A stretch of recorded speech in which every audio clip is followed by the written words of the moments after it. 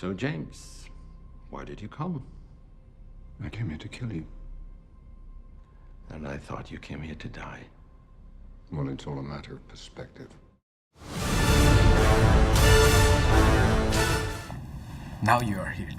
No, I was here before. You were somewhere else. Okay, we're running. Okay, well, first of all, thank you very much. It's an honor to meet you finally. The honor is all mine. Well, it's been, I don't know, maybe 3 or 4 decades since the saga retook Spectre. It is 52 years. How does it feel to you to be the #1 of Spectre after all that years? Now, that sounds a little like I was standing there waiting for the others to pass. Well, the audience is. No, because you know the first Bond movie happened in '62.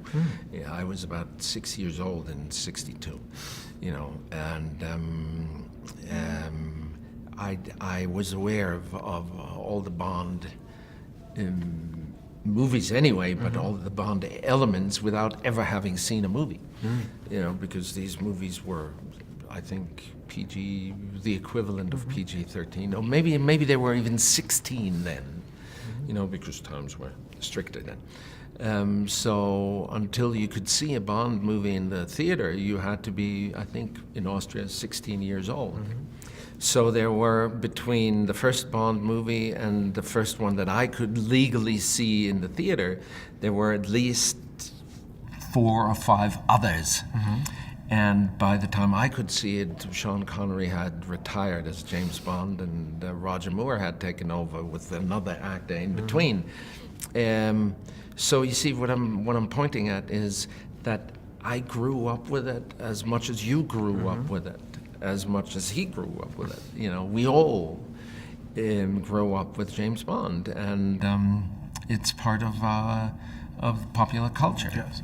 Popular or not, it's part of our culture.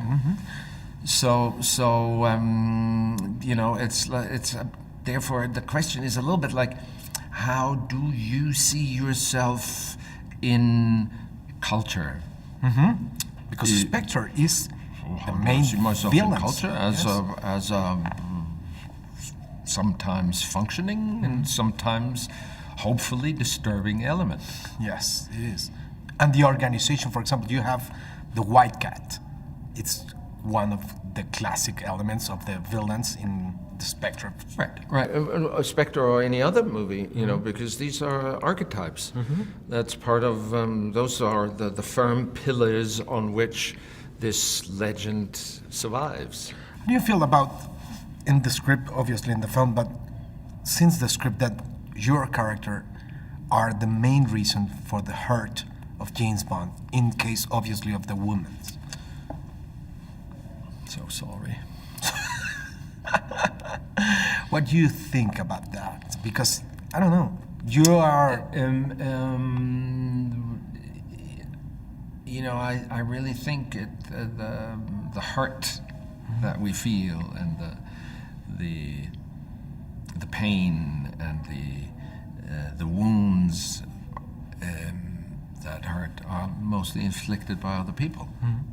You are being playing a lot of villains, a lot of bad people. I don't know what is the fun of being a villain in a James Bond movie? Yeah, I just play the part.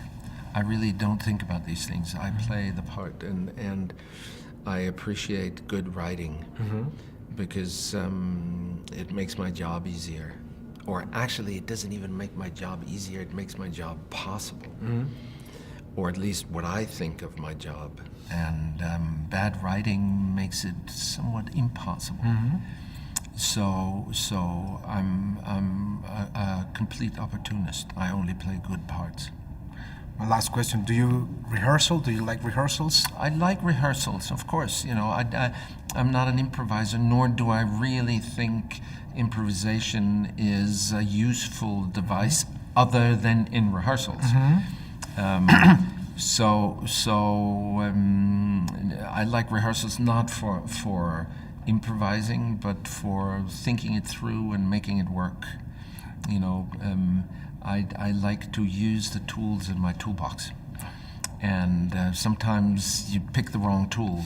So rehearsal gives you the opportunity to say, that's the wrong thing, I need this. Okay. Thank you very much. Thank you. Welcome, James. You interfered in my world, I destroyed yours. It was me, the author of all your pain. Spectre.